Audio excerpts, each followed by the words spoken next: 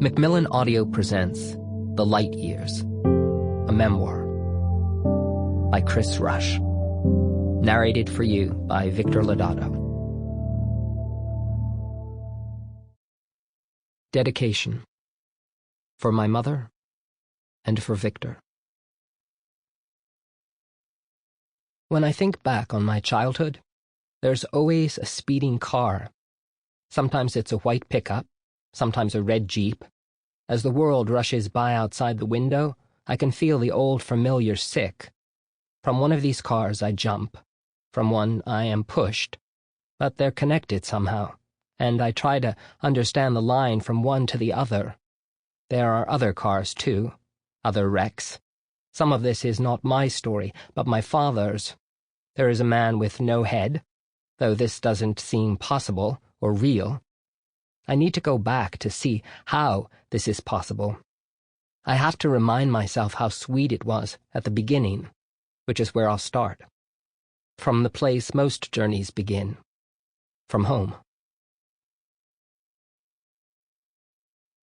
Part 1. My Education. Chapter 1. Flower Boy. It's August. We're in the basement, hiding from the heat. I'm in a sweaty heap with my little brothers, Mike and Steve, and two neighbor kids, Becky and Jimmy. We lie on the floor, silent, just the sound of our breathing. Then I say it. Let's play poison. The game is my invention, and I'm prepared. From my shorts, I produce a roll of lifesavers, carefully unspooling the foil wrapper. Slipping a cherry into my mouth, I hand out sublime flavors to my companions: watermelon, pineapple, orange, lime. They suck their candy, serious as cyanide. We all wait for the inevitable. It won't be long. It's the summer of '67, and I've just turned 11, thin as a matchstick, with a big dollop of blonde hair across my brow. I close my eyes, preparing to die.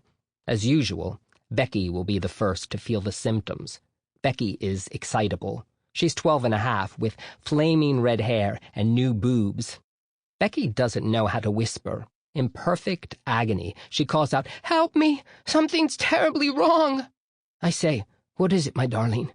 She places my hand on her chest. "Can you feel it? I'm burning up!" she screams. And it's true. Her breasts are surprisingly warm. I can't breathe," she stutters. "Our food was poisoned." Taking my hand back from her hot bra, I tremble. I feel strange, too. But who would do such an awful thing?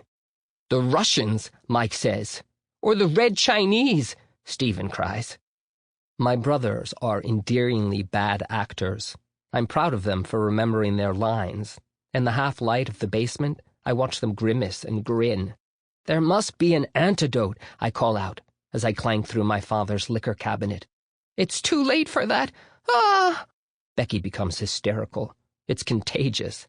The five of us drool and twitch and run about, each suffering in our own special way. Stephen, at 8, perishes in a torrent of blubbery tears. Michael, a brute at 10, keels over with a maximum of movie violence, convulsing and kicking the table as if drilled by machine gun fire.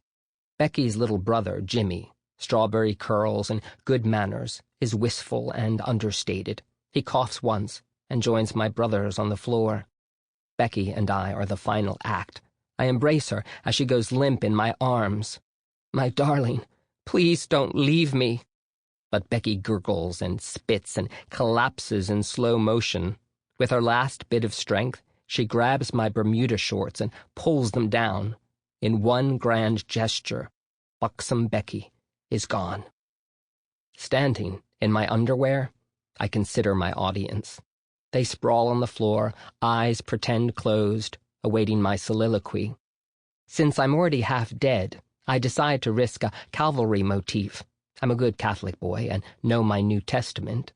Stretching out my skinny arms, I ask, "Lord, Lord, why hast thou forsaken us?" My high... Sample complete. Ready to continue?